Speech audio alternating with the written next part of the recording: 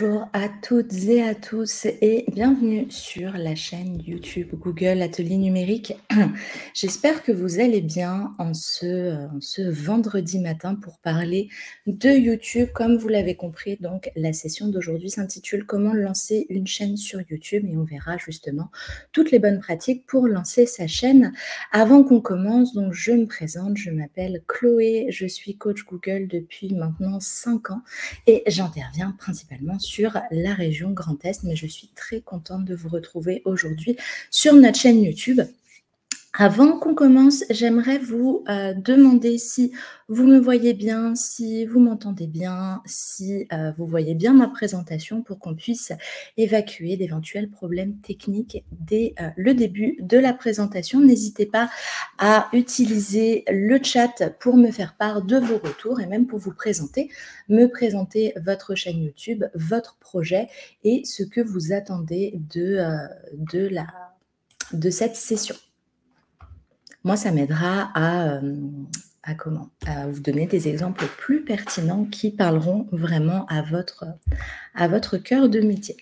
Donc, en attendant vos premiers retours, je vais vous présenter le programme pour lequel je travaille. Donc, le programme Google Atelier Numérique, son objectif, c'est d'aider toute personne à acquérir des compétences numériques clés pour développer ses projets. C'est un programme qui se passe à la fois sur cette chaîne YouTube à raison de 3 lives par semaine, mais aussi des replays régulièrement sur tout un tas de sujets comme comment créer sa chaîne YouTube, comment créer son site internet, comment apprendre à se servir de l'intelligence artificielle par exemple. On se déplace également sur tout le territoire. En France, j'étais par exemple à Saint-Dizier la semaine dernière pour parler de nos sujets.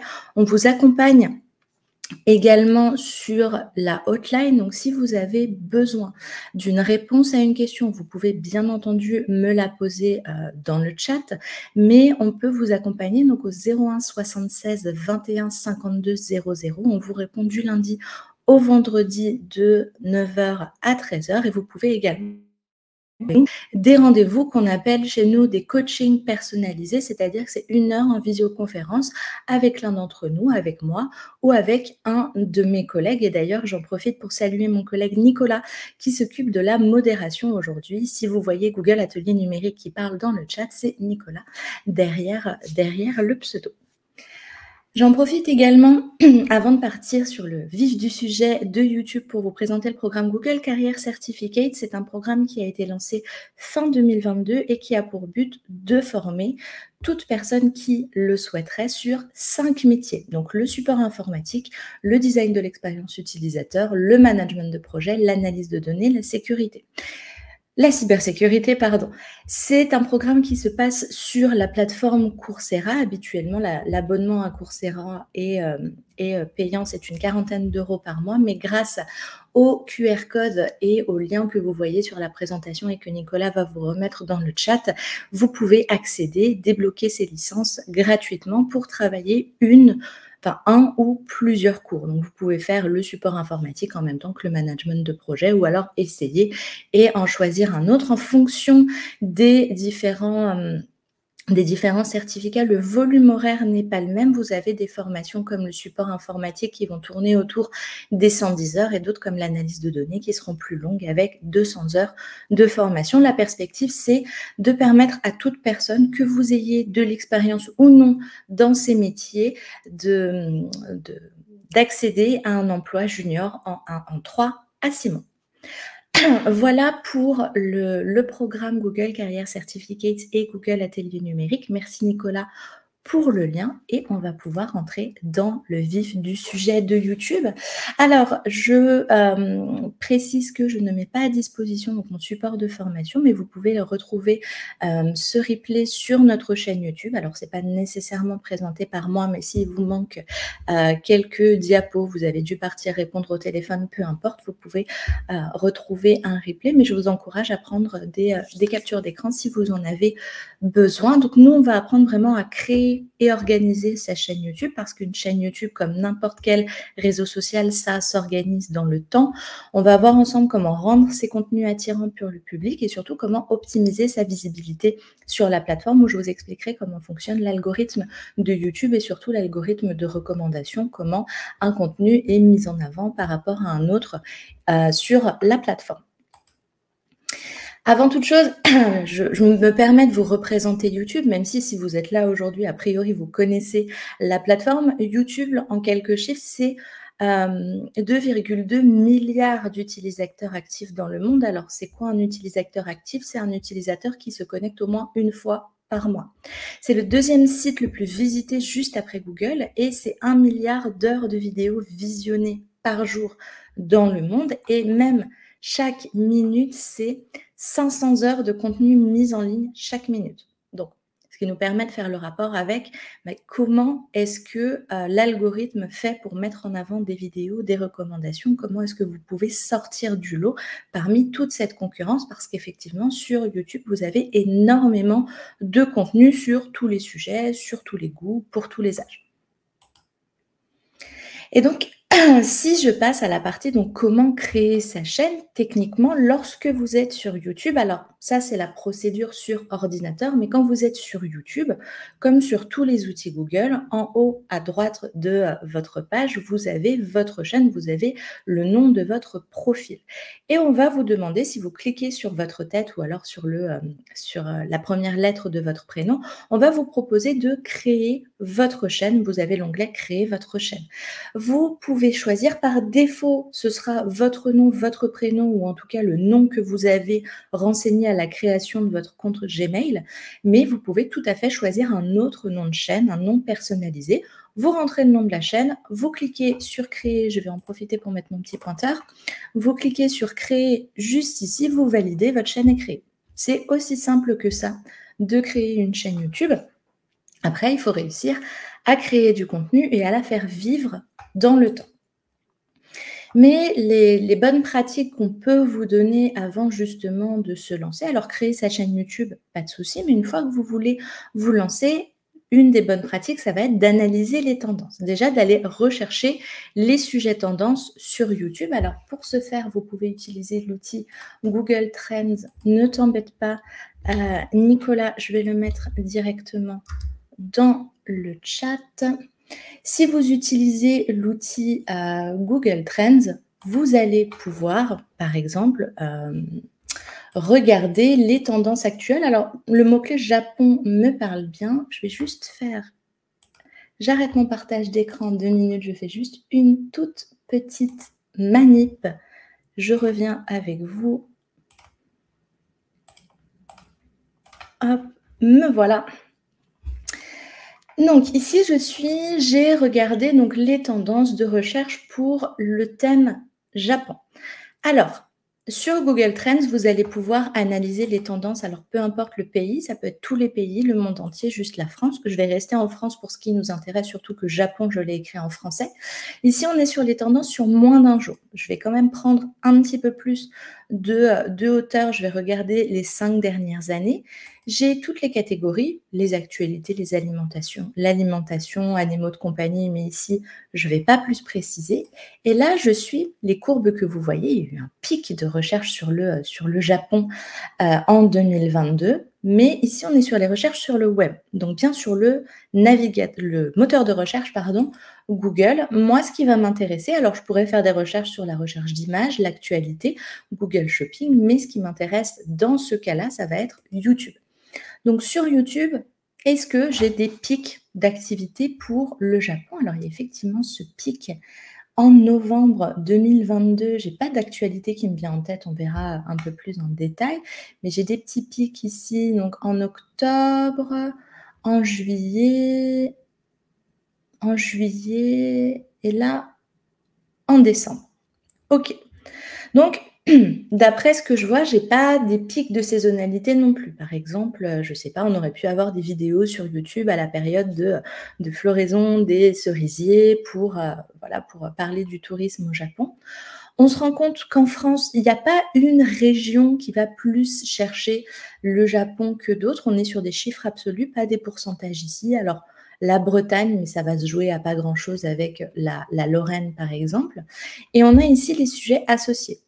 Donc, ici, Japon Corse pour une série télévisée, Japon-Croatie, les requêtes associées qui sont en progression. Moi, je vais regarder les sujets les plus fréquents. Donc, la langue, le japonais, un pays en Asie de l'Est, le peuple japonais, TEV, ici Japon, qui est une chaîne YouTube. Et je vais regarder les requêtes. Donc, ici Japon, TEV au Japon, TEV ici Japon. Et là, on se rend compte que ce sont des chaînes YouTube qui vont ressortir sur ce sujet du Japon. Alors, imaginons que vous avez une chaîne YouTube qui parle de voyage et que vous ayez envie, vous hésitez entre partir au Japon et je ne sais pas, partir en Corée, par exemple. Vous pouvez aussi comparer 2 thèmes pour faire justement, pour prévoir votre voyage, prévoir votre contenu dans ce cas-là. Et on se rend compte ici qu'effectivement, c'est le Japon qui est plus recherché que la Corée. On a eu le même pic justement en novembre, décembre 2022. Pareil en France, il n'y a pas une région qui va plus chercher la Corée que le Japon. Et pour les requêtes associées en Corée, donc je vais regarder les plus fréquentes, Corée du Sud, Corée du Nord, la Corée, reportage Corée. Vous avez déjà une petite idée des tendances et des questions, des mots-clés qui vont être tapés sur YouTube justement pour trouver du contenu. Au-delà de ça, donc Google Trends c'est un outil qui est gratuit d'utilisation. Vous allez pouvoir donc vous en servir pour trouver des mots-clés. Et si vous voulez faire une étude de la concurrence, alors ici on avait ici Japon, je vérifie, mais il me semble qu'ici Japon, c'est bien une chaîne YouTube.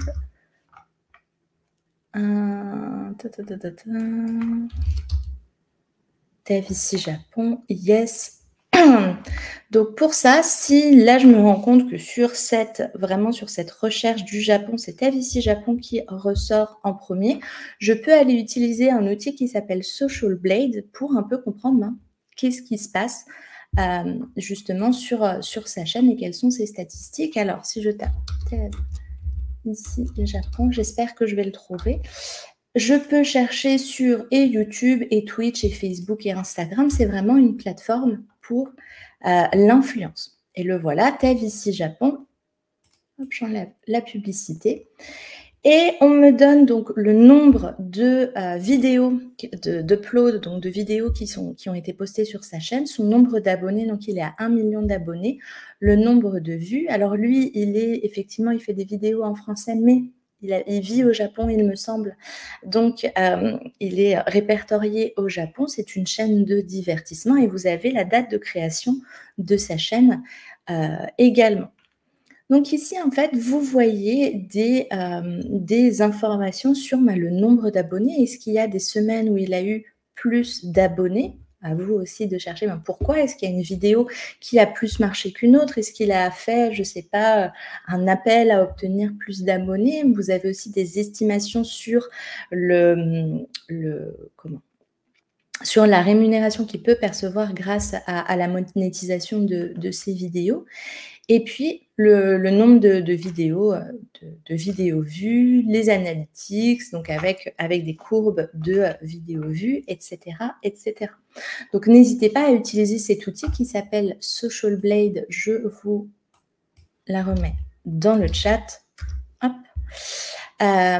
Pour justement analyser la concurrence, mais ne restez pas sur une seule vidéo, une seule chaîne, pardon, ce ne sera pas nécessairement le plus intéressant.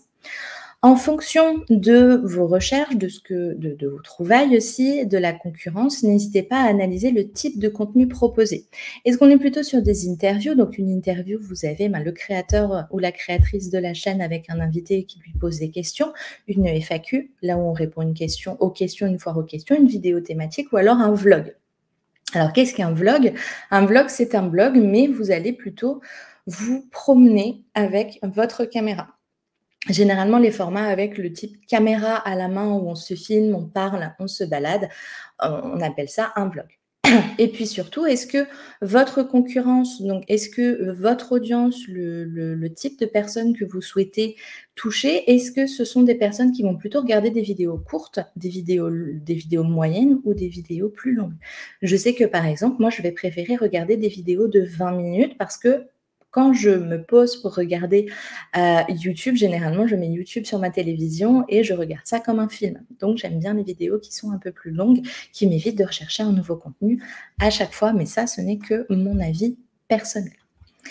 Et lorsque vous allez donc créer votre chaîne, voilà comment comment votre chaîne va se présenter, votre profil, si je peux appeler ça comme ça, voilà comment la chaîne va se présenter. Vous avez une bannière que vous pouvez personnaliser selon vos goûts, selon la charte graphique de votre chaîne YouTube, un logo. Généralement, on retrouve soit votre photo, soit quelque chose qui représente votre chaîne, et vous avez une vidéo de présentation.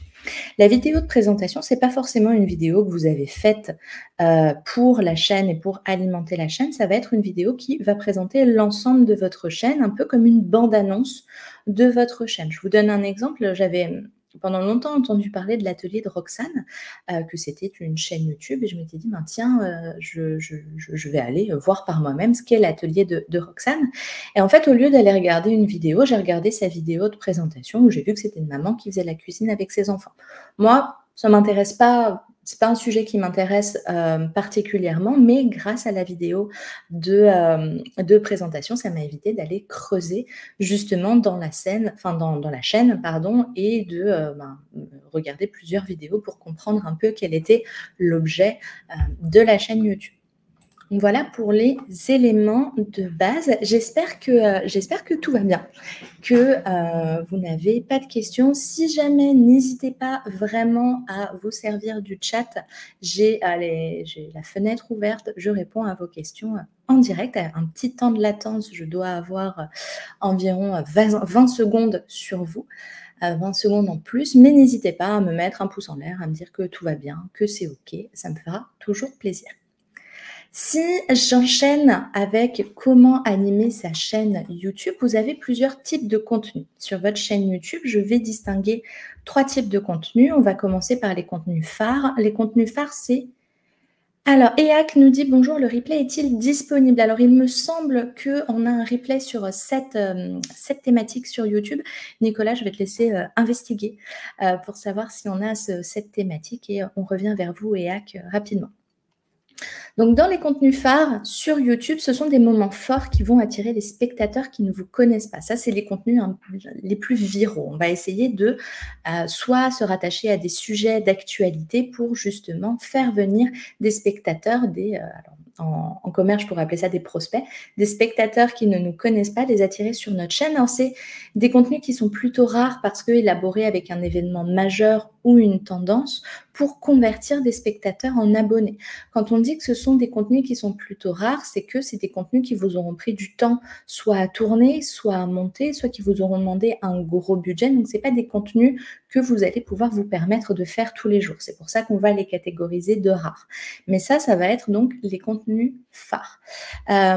Pour vous donner un exemple, j'imagine que cet été, durant les Jeux Olympiques, vous avez des youtubeurs, des youtubeuses qui vont s'emparer du sujet des Jeux Olympiques pour créer du contenu. Ça, ce sera Merci Nicolas. Ça, ce sera des contenus qui vont être plutôt rares parce que les Jeux Olympiques à Paris, a priori, ça n'arrivera... les Jeux Olympiques, déjà, c'est une fois tous les 4 ans et on ne sait pas quand est-ce que ça arrivera à nouveau à Paris. Vous avez... Donc, on a vu les contenus phares, vous avez aussi les contenus d'aide. Les contenus d'aide, c'est des contenus qui seront toujours d'actualité. Parce que pour les contenus phares, quand vous vous rattachez à une actualité, sur la courbe de visionnage, c'est une courbe qui va monter. Une fois que l'actualité est passée, c'est une courbe qui va redescendre. Les contenus d'aide, la courbe, elle reste de visionnage, elle reste toujours à peu près pareille parce que c'est des contenus qui répondent à un besoin, qui traitent d'un terme précis et qui répondent à une question. Ici, par exemple, comment faire un nœud de cravate ? A priori, dans 5 ans, on fera un nœud de cravate de la même manière, comme on le faisait il y a 40 ans. Si vous faites, alors c'est le cas de certaines enseignes de bricolage, comme je pense à Castorama avec la chaîne 18h30 18h39, c'est 18h39, la chaîne de Leroy Merlin, des vidéos qui vous apprennent à poser du parquet, généralement, c'est des vidéos qui vont durer dans le temps. Donc, ce sont des contenus d'aide. Et puis, vous avez également les contenus réguliers. Alors, les contenus réguliers, c'est des contenus, c'est vraiment la mission de votre chaîne, c'est des contenus, on va dire, communs, familiers, et vraiment votre cœur de cible, votre cœur de spectateur, votre communauté, vos abonnés, ils connaissent ces contenus et ils les attendent. Et surtout, c'est quelque chose qui est reproductible. Je pense à une chaîne YouTube qui s'appelle Silent Jill, qui, elle, va raconter des histoires de fantômes, des histoires qui font peur. Elle appelle ça les histoires de mes abonnés. Il y a plusieurs épisodes sur la même thématique parce que c'est une thématique qu'elle n'a pas encore épuisée, surtout avec son vivier d'abonnés. Ici, on a l'exemple de Squeezie avec Trouver l'imposteur, mais on peut également parler d'autres chaînes. Vous avez vraiment des chaînes pour tout. C'est des contenus avec des épisodes. Et puis, puisque c'est reconductible et puisqu'il y a plusieurs épisodes, vous pouvez également les arranger, les regrouper en playlist. Elles sont mises en avant par l'algorithme YouTube qui va les faire défiler les uns à la suite des autres une fois qu'un spectateur a regardé un des contenus. Alors, pour trouver ces contenus, vous pouvez trouver des idées de contenu avec l'intelligence artificielle. Alors, je vais vous parler de Gemini, que je vais vous mettre dans le chat aussi. Je peux lui demander. Alors, dans notre exemple, c'était pour une activité de maraîcher. Je vais lui demander, peux-tu me donner 10 idées de vidéos pour mettre... Alors, on était parti sur le Japon. Peux-tu me donner 10 idées de vidéos pour une chaîne YouTube de voyage pour une chaîne YouTube de voyage, pardon, sur le sujet du Japon. On va essayer de le tourner comme ça. Alors, le top 5 des choses... Ah oui, c'est vrai que les tops, ça marche bien. Le top 5 des choses à faire à Tokyo, le guide de voyage à Kyoto, voyage à Okinawa, trekking dans les Alpes japonaises, donc là, sur les villes, les régions, les cultures, les traditions, et j'ai bien plus ici que 10 idées. N'hésitez pas, lorsque vous utilisez des outils d'intelligence artificielle, à communiquer avec eux. Si, par exemple, donc là, les natures et paysages vous plaisent bien, vous pouvez lui redemander, par exemple, peux-tu me donner plus d'idées sur les natures et paysages? Peux-tu me citer tes sources pour que vous puissiez aller les consulter vous-même? Voilà. N'hésitez pas vraiment à échanger avec ces outils d'intelligence artificielle. Je vous ai montré Gemini de Google, mais vous pouvez bien entendu en utiliser d'autres comme ChatGPT, par exemple. Hop, voilà pour Gemini. Et surtout, lorsque vous allez créer vos contenus, soyez cohérents. C'est pas parce que cohérent ne veut pas dire du volume. Cohérent, ça veut pas dire je vais poster 4 fois par semaine, 3 fois par semaine. C'est pas indispensable de publier tous les jours. Surtout des grosses vidéos, vous n'aurez pas le temps, pas l'énergie, pas les moyens financiers, souvent, de créer du contenu tous les jours et opter pour des contenus qui sont réalisables. Ce qui est important sur les réseaux sociaux, c'est le cas pour YouTube, c'est le cas pour d'autres aussi, c'est d'être régulier. C'est vraiment la fréquence. Vous entraînez un algorithme à travailler pour vous. Donc, si vous faites une énorme vidéo, vous avez vraiment tout mis en termes de moyens techniques, en termes de moyens financiers, vous avez passé un temps fou sur le montage, vous faites une vidéo, vous la publiez, vous ne faites plus rien pendant 3 mois, c'est un peu dommage. C'est un peu dommage parce que ce ne seront pas des contenus qui vont nécessairement être mis en avant par l'algorithme. Donc, instaurer des traditions, que ce soit des phrases d'accroche, de nommer votre audience, vous leur donnez un petit nom. Certaines communautés aiment bien. Et vous, voilà, optez pour des contenus réalisables. Ça peut être une grande vidéo qui est découpée en plus petits contenus pour créer une suite, pour créer des saisons, pour créer des épisodes. Voilà, mais restez cohérent et publiez fréquemment. C'est surtout, pas tant la fréquence, mais surtout la régularité qui va être importante. Donc, quand on parle d'opter pour la création simple et rapide de contenu, vous pouvez notamment utiliser le format Shorts. sur YouTube. Le format Shorts, ça va être l'équivalent des Reels sur Instagram, l'équivalent du format TikTok. Ça va être des petites vidéos en verticale qu'on peut défiler comme les Reels ou comme les TikTok. Donc, pensez à créer des shorts. Ça peut être avec des clips, si j'utilise les termes de Twitch. Ça peut être avec des extraits de vos vidéos. Publier du contenu dans l'onglet communauté. Alors, je remets mon petit pointeur.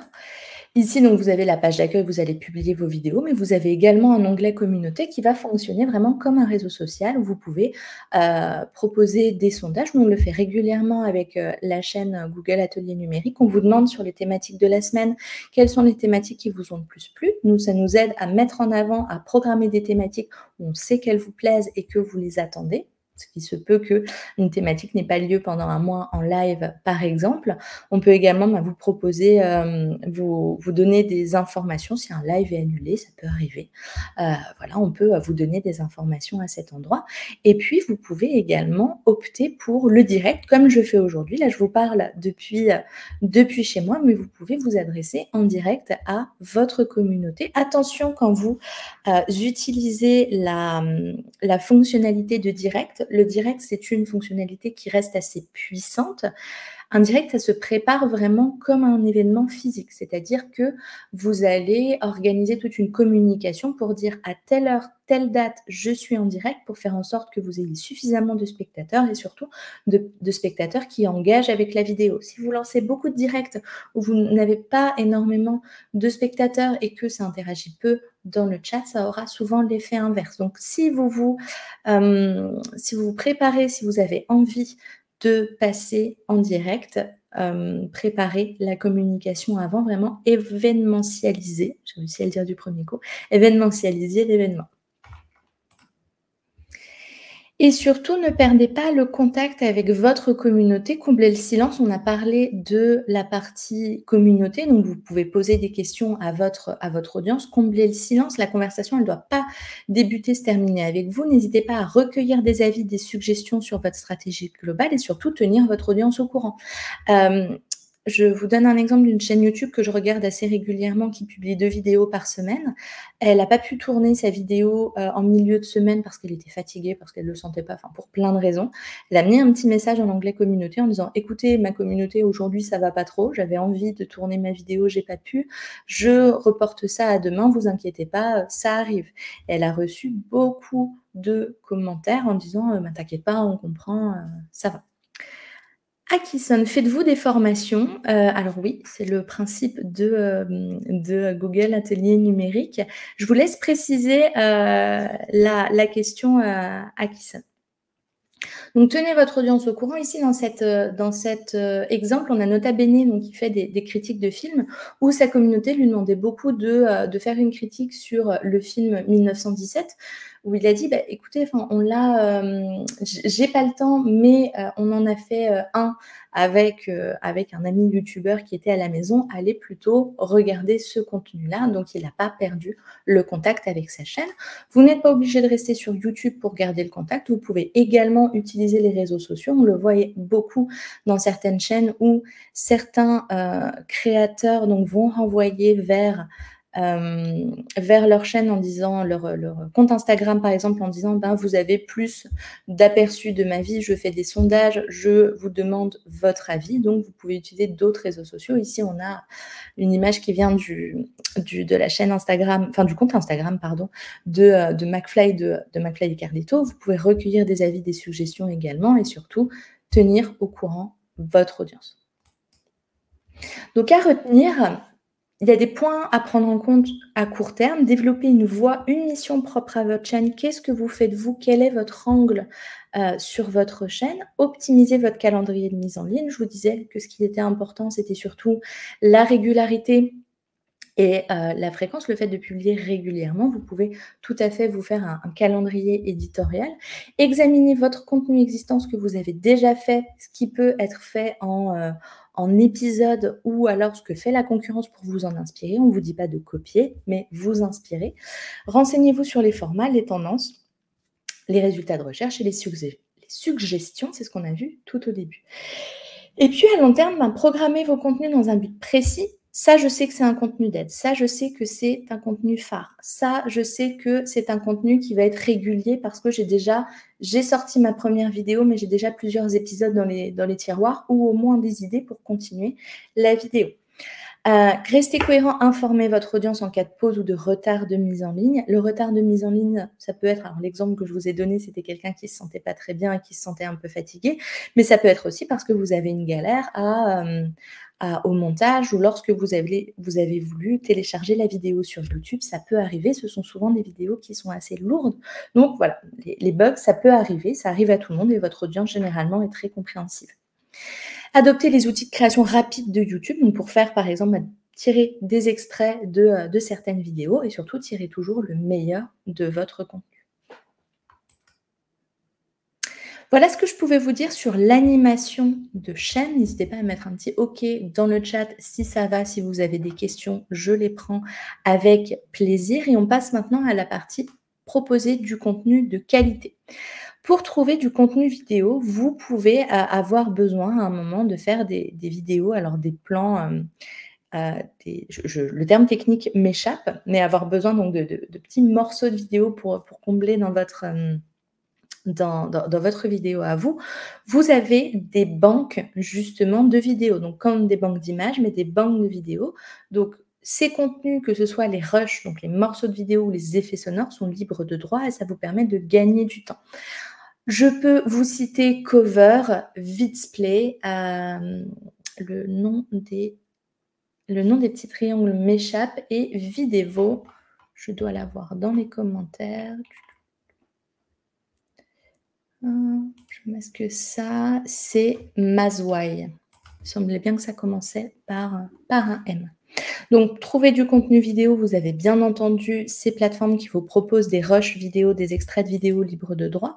Vous avez une chaîne YouTube qui s'appelle La Musique Libre. Donc, faites attention lorsque vous prenez des musiques ou des extraits vidéo à faire en sorte qu'ils soient bien libres de droit, au risque de voir votre vidéo démonétisée. Donc, démonétisée veut dire que vous ne pourrez pas faire de la publicité dessus parce que vous avez utilisé des vidéos ou des extraits musicaux ou des extraits de films qui appartiennent à quelqu'un d'autre. Vous pouvez également trouver du contenu visuel sur des banques d'images libres de droit ou si ces images sont libres de droit mais que vous avez besoin de citer le créateur de l'image, n'oubliez pas le petit copyright avec le nom. Vous avez ici Pexels, Pixabay ou alors Flaticon. Vous pouvez bien entendu utiliser des outils des intelligences artificielles génératives. J'en parle juste après. Vraiment, littéralement, juste après. Vous avez ici l'outil qui s'appelle FreePic AI Image Creator, alors qui est disponible en anglais et surtout en anglais et il vous faudra créer un compte. Donc, sur la plupart des outils de création d'images par intelligence, vous aurez besoin de créer un compte. C'est le cas sur FreePic AI Image. Je vous mets les noms comme ça. Si vous voulez faire des copiers, FreePic Image Generator. Vous avez aussi Bing Image Creator qui est maintenant rattaché à Copilot. Vous avez des outils donc, qui sont payants. Donc, vous avez DALL-E, vous avez Midjourney. Je vous les mets comme ça. Je vous mets les noms dans le chat pour ceux qui ont une mémoire visuelle et pour qui c'est plus simple de retenir comme ça. Donc ici, dans cet exemple, donc on voulait une image de burger. Si je vous traduis la requête, ce qu'on va appeler le prompt, c'est le texte qu'on va taper à l'intelligence artificielle pour qu'il nous donne une réponse. Ici, c'est un burger avec de la sauce ketchup sur le pain du haut. Bon, la sauce ketchup, effectivement, dégouline du burger, mais ici, on n'en a pas sur le pain du haut, mais vous pouvez tout à fait repréciser votre requête et dire à l'intelligence artificielle de s'améliorer. Elles sont encore en phase d'amélioration. Pourquoi est-ce que je vous parle de ces images? Parce que vous aurez besoin d'images, alors soit pour illustrer votre vidéo, illustrer certains passages, ou alors pour la miniature. La miniature, c'est l'image qui va être proposée lorsqu'on va proposer votre vidéo. C'est un un peu l'affiche de votre vidéo. L'idée, c'est de prendre des belles images, d'avoir un visuel qui est accrocheur et faire, pourquoi pas, un texte clair et court. Donc, écrire sur sa miniature, comme c'est le cas ici, donc des arbres venant de la Lune, Midway, Raid sur les Malouines, etc., etc. Vous devez donner envie de cliquer sur votre vidéo plutôt qu'une autre. Idem pour le titre. Le titre, il doit être assez court, accrocheur. Les chiffres vont attirer l'œil. Alors pourquoi? Le titre, il doit être assez court parce que en fonction de l'appareil que vous allez utiliser, que ce soit un téléphone portable, que ce soit votre télévision, un ordinateur, vous n'aurez pas la même place d'affichage pour le titre. Donc, au moins, avec un titre court, vous êtes sûr que le titre ne sera pas tronqué, qu'une partie ne sera pas masquée. Ce titre doit être accrocheur, donner envie de cliquer et surtout doit être illustré. Vous n'êtes pas obligé, mais c'est mieux, avec des chiffres. Pourquoi? Parce que lorsqu'on va lire des lignes de titre, le fait d'avoir un chiffre, ça va rompre le modèle auquel notre cerveau s'est habitué. Donc, vu qu'on fait quelque chose de différent, ça attire un petit peu plus l'œil. La description de votre vidéo, donc la légende de la vidéo, la description, elle est à travailler également déjà pour expliquer ce qu'on trouve dans la vidéo, pour donner envie ou non de regarder la vidéo, de mettre vos sources s'il y en a besoin. Je vous parlais des copyrights, si vous utilisez le contenu d'une personne, n'hésitez pas à le citer à ce moment-là. Et puis, suggérer des vidéos. Vous pouvez tout à fait aussi découper votre vidéo en chapitres en mettant bien le timecode, donc le moment de la vidéo à laquelle un chapitre commence et se termine, et faire justement un chapitrage de votre vidéo comme ça, et ça se fait directement dans la description. Et maintenant que je vous ai parlé du contenu, du contenu de la chaîne, donc entre les contenus phares, les contenus d'aide, les contenus récurrents, on va maintenant parler de l'algorithme de recommandation de YouTube. Donc, comment YouTube recommande des vidéos et surtout comment vous pouvez tirer profit de ça. Le système de recommandation de YouTube, il est vraiment conçu pour aider les internautes à trouver des vidéos qu'ils voudront regarder et optimiser la satisfaction à long terme des téléspectateurs, parce que si on arrive sur YouTube et qu'au final, il n'y a aucune vidéo qui nous dit, on va repartir de la plateforme et YouTube, ce n'est pas vraiment dans son intérêt.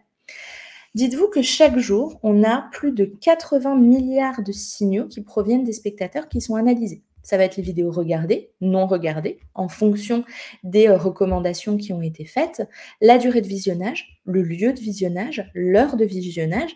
Mais effectivement, si je suis en train de regarder une vidéo sur mon téléphone et que je suis en mouvement, je vais peut-être moins me poser à regarder des vidéos longues et peut-être que plus d'intérêt de me proposer des vidéos qui sont courtes.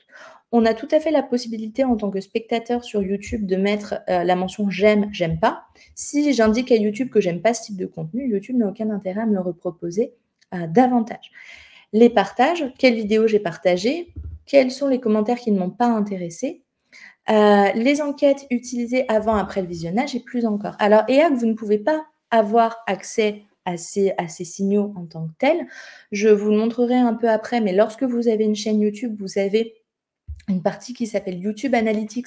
C'est les analytics, les statistiques de votre chaîne YouTube. Donc, vous allez voir les heures de visionnage, vous allez voir vos nouveaux spectateurs, vous allez voir la durée de visionnage global de vos vidéos. Vous pouvez très bien avoir fait une vidéo d'1 heure et les personnes sont restées dessus, 30 minutes à peu près, avec des pics, des endroits qui ont été plus regardés et d'autres. Tout ça, vous pouvez y avoir accès sur votre chaîne YouTube. En tant que spectateur, vous ne pouvez pas avoir accès à ces signaux, mais vous pouvez choisir de partager ou pas cet historique de visionnage avec Google. Dans votre compte Google, lorsque vous cliquez sur votre... Je ne vais pas le faire ici parce que c'est mon compte perso, mais lorsque vous cliquez sur votre visage, la photo que vous avez mis de votre compte Google ou la première lettre de votre prénom, vous pouvez faire « Gérer mon compte Google » et choisir de partager ces informations-là avec YouTube ou pas. Donc, voilà les manières dont vous pouvez quelque part avoir accès aux signaux, mais techniquement, on ne peut pas savoir si moi, Chloé, j'ai regardé une vidéo, combien de temps, vous ne pouvez pas avoir accès à mon historique parce que ça reste des données personnelles, ça reste privé. Parce que j'ai choisi en plus que ce soit privé. J'espère que ça répond à la question. Je vois le merci, donc j'ai l'impression que ça répond à votre question, EAC. Donc votre page d'accueil, si je reviens sur la page d'accueil, elle va vous proposer des recommandations personnalisées. Donc comment ça marche? Une vidéo, alors ça vaut pour à peu près tous les réseaux sociaux, mais les posts sur les réseaux sociaux, donc les vidéos dans le cas de YouTube, vont être mises en avant en fonction de leur performance, c'est-à-dire le niveau d'engagement et de satisfaction des spectateurs. Ben, si votre spectateur, au lieu de simplement regarder la vidéo, de regarder la vidéo et de partir, il s'est abonné, a mis un j'aime, a mis un commentaire et a partagé à des proches, ça veut dire que ça lui a vraiment plu parce qu'il a pris du temps pour vous mettre un commentaire, pour vous mettre un like et puis pour le partager. Ça lui plaît tellement qu'il va en faire profiter quelqu'un d'autre. Donc ça, c'est le poids de la vidéo, c'est ses performances, ce qu'on appelle l'engagement. Le fait qu'un spectateur se soit engagé avec votre vidéo via une action, donc le j'aime, le partage, etc. Et puis, la page d'accueil va aussi proposer des recommandations qui sont personnalisées. Si YouTube a jugé qu'un spectateur ne regarde absolument pas un type de contenu, il n'a aucun intérêt à lui montrer ce type de contenu. Donc en fonction de l'historique des vidéos, et c'est généralement ce qu'on constate en tant que spectateur, quand on a commencé à regarder des vidéos sur une certaine thématique, on va avoir plein de recommandations sur la même thématique, parce que peut-être que c'est notre sujet du moment. Et donc, vous, en tant que créateur de contenu, qu'est-ce que vous pouvez faire? Déjà, examinez votre vidéo en vous disant « je suis un nouveau spectateur ». Si vous avez du mal à prendre du recul, prenez quelqu'un de votre entourage et faites le test. Est-ce que vous auriez envie de cliquer sur votre contenu pour les regarder? Sortez un peu de votre peau, de votre corps de créateur de contenu ou de créatrice de contenu et dites-vous « ok, si je me remets juste en tant que spectateur, est-ce que j'aurais envie de regarder ça ?» Il faut réussir à rester objectif, bien entendu, mais faites l'exercice. Et publiez régulièrement des vidéos aussi pour maintenir l'intérêt de votre audience, permettre à vos spectateurs de développer des habitudes de visionnage autour de votre chaîne. Par exemple, telle chaîne poste tous les lundis. Ah, je sais que c'est lundi, j'attends cette vidéo avec impatience. Moi, je suis une créatrice de contenu qui poste des vidéos tous les dimanches midi et je sais que le soir, en mangeant, je vais regarder sa vidéo. C'est connu dans mon foyer que je regarde ces vidéos le dimanche soir. En fonction des activités passées, donc c'est ce que je vous expliquais tout à l'heure avec justement l'historique de visionnage sur YouTube, les suggestions donc basées sur plusieurs signaux, les vidéos souvent regardées au cours d'une même session de visionnage, ça veut dire que vous êtes resté, je ne sais pas, 1 heure devant YouTube, vous avez regardé tant de vidéos. Et c'est toujours à peu près pareil. Vous regardez 1 heure YouTube, vous avez fait 4 vidéos de 15 minutes, on sait que vous aimez plutôt les vidéos de 15 minutes. Quels sont les types de sujets que vous avez regardés? Quelles sont les vidéos issues de l'historique des vidéos regardées du spectateur? Peut-être que, imaginons, je vous parlais des séries de vidéos, vous avez 2 séries de vidéos différentes et vous avez des spectateurs qui ne regardent qu'une seule série parce que l'autre les intéresse pas trop. Eh ben, on va plutôt proposer à ce spectateur cette série qui les intéresse et pas l'autre série. Donc, ce que vous pouvez faire, les séries de vidéos, utiliser un style cohérent pour vos titres et vos miniatures. Par exemple, si vous avez une série de vidéos et que vous avez toujours le même titre avec épisode 1, épisode 2, épisode 3 et qu'un jour vous changez la façon d'écrire le titre et qu'on ne voit pas que ça vient de la même série, c'est pas écrit de la même manière dans le titre, c'est pas écrit épisode 6, 7, etc. Et votre utilisateur, il va pas comprendre que c'est à la suite et il se peut que l'algorithme de YouTube non plus ne comprenne pas. Terminez vos vidéos en incitant les spectateurs à regarder d'autres contenus et utilisez les playlists et les écrans de fin. Lorsque vous allez mettre tous vos épisodes, alors là on reprend l'exemple des séries, mais lorsque vous mettez tous les épisodes dans une même playlist, cette playlist, elle peut s'enclencher. On peut regarder tous les épisodes. Je vous donne un exemple d'une chaîne de yoga que je suis. Elle a fait des playlists en fonction soit du temps, parce qu'il y a des yogas spéciaux, enfin des séances spéciales pour le matin, d'autres spéciales pour le soir. Certaines qui vont faire travailler les jambes, d'autres le ventre, d'autres plutôt les épaules. Elle a fait des playlists comme ça. Et lorsqu'on regarde un épisode parce que d'une playlist parce que c'est bien rangé et qu'on cherchait un thème en particulier, les autres vont se lancer automatiquement. Vous pouvez également, dans l'écran de fin, c'est souvent ce que vous voyez sur YouTube, vous avez votre créateur, votre créatrice de contenu qui parle et qui dit « Si ça vous intéresse, n'hésitez pas à regarder la première partie de la vidéo, n'hésitez pas à regarder ça. » Et vous avez des petites vignettes qui s'affichent sur la vidéo. Vous pouvez directement, en tant que spectateur, cliquer dessus. Donc, n'hésitez pas à utiliser ça aussi pour mettre en avant vos contenus. Et comme je vous le disais, quels sont les facteurs qui vont être pris en compte pour recommander des vidéos? Bien entendu, la personnalisation avec l'historique des vidéos regardées, les performances, donc l'engagement, l'intérêt, l'engagement, la satisfaction, et puis les facteurs externes. Les facteurs externes, ça peut être l'intérêt pour le sujet, parce qu'il y a un sujet du moment, la concurrence, est-ce que vous avez beaucoup de concurrence ou pas, et puis la saisonnalité de certains contenus. Alors, à qui sonne le replay? Mon collègue l'avait publié. Je vais essayer. Alors, j'arrive pas à faire un copier-coller. Nicolas, est-ce que tu peux remettre le replay que tu avais mis à 10h18 dans le chat, s'il te plaît? On vous envoie ça tout de suite à qui sonne. Donc, comment YouTube personnalise-t-il ses recommandations? Donc, en identifiant les vidéos que le spectateur a regardées et appréciées. Alors, apprécier, ça peut être parce que j'ai regardé toute la vidéo. J'ai regardé toute la vidéo, donc ça peut me proposer davantage de contenus qui me plaisent. En identifiant les vidéos qui sont souvent regardées au cours d'une même session de visionnage. Donc, celles qu'on est encore susceptible de regarder, mais qu'on n'a pas encore découvertes, en définissant la fréquence à laquelle le spectateur regarde une chaîne ou des vidéos portant sur un sujet spécifique. Par exemple, je regardais beaucoup de vidéos sur un sujet en particulier, et après j'ai arrêté parce que je suis passée à autre chose. Ben, vous allez voir YouTube qui va de moins en moins vous proposer ce type de contenu parce qu'il a compris que ça vous intéresse plus trop. Ici, on a l'exemple d'Olivia qui écoute de la musique au travail et qui regarde des vidéos de festivals de musique.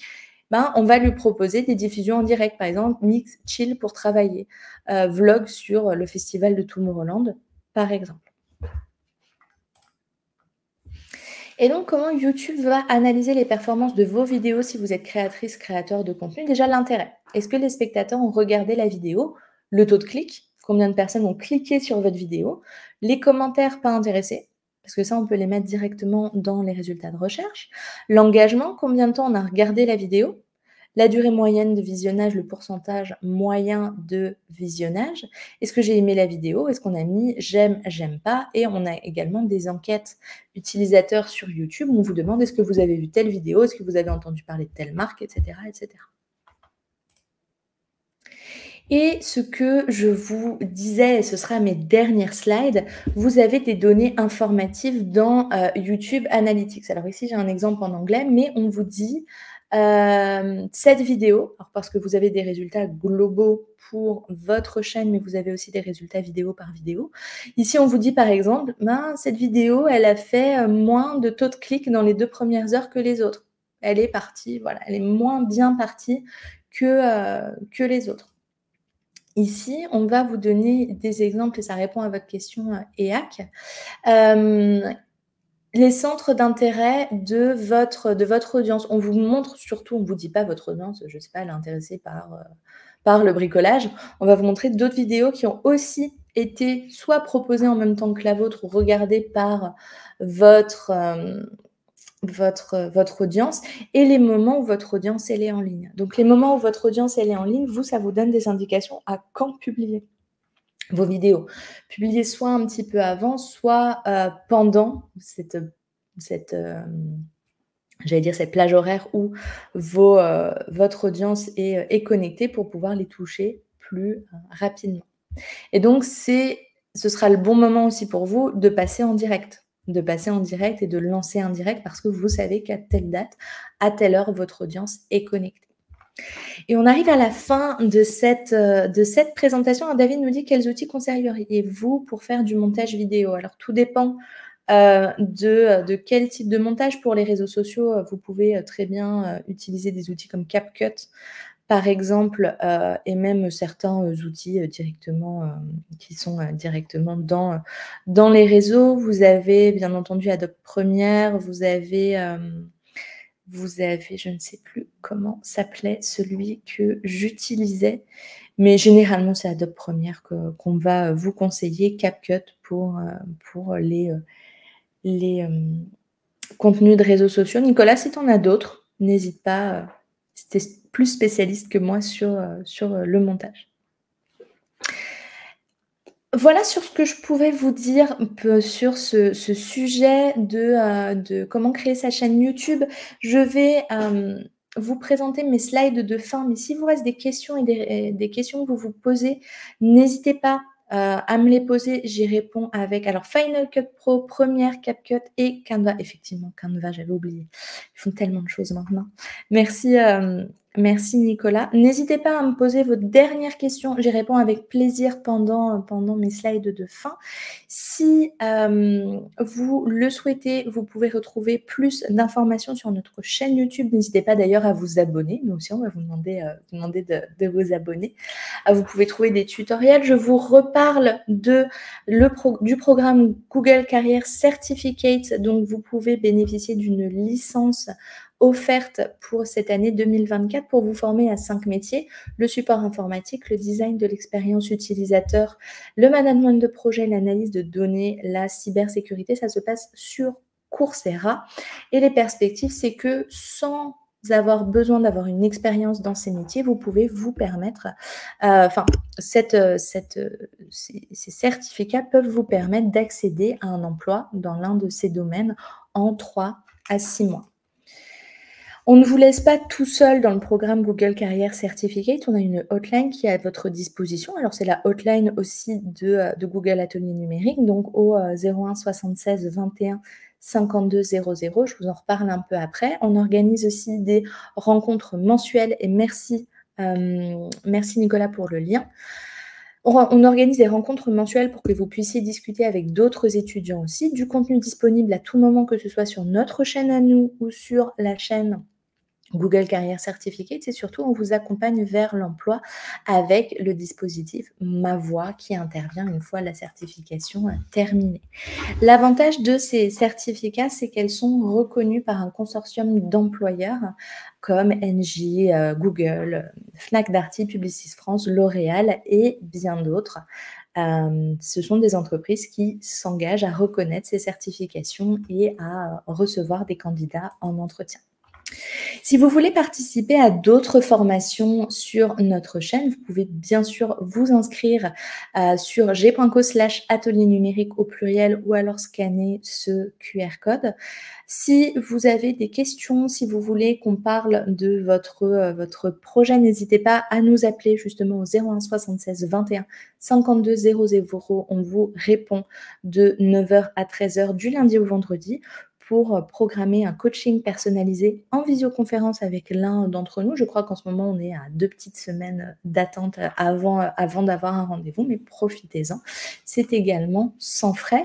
Si vous voulez retrouver nos actualités, nous aussi, on se sert des réseaux sociaux comme je vous l'ai montré. On est présent sur cette chaîne YouTube à laquelle vous pouvez vous abonner, Google Atelier Numérique au pluriel, ou alors sur LinkedIn, Google Atelier Numérique au pluriel aussi. On a fait simple pour être trouvable sur toutes les plateformes.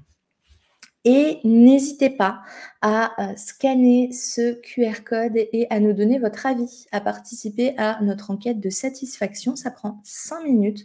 Nous, ça nous aide vraiment à optimiser les contenus qu'on vous propose sur notre chaîne parce qu'on a un catalogue d'une quarantaine de formations.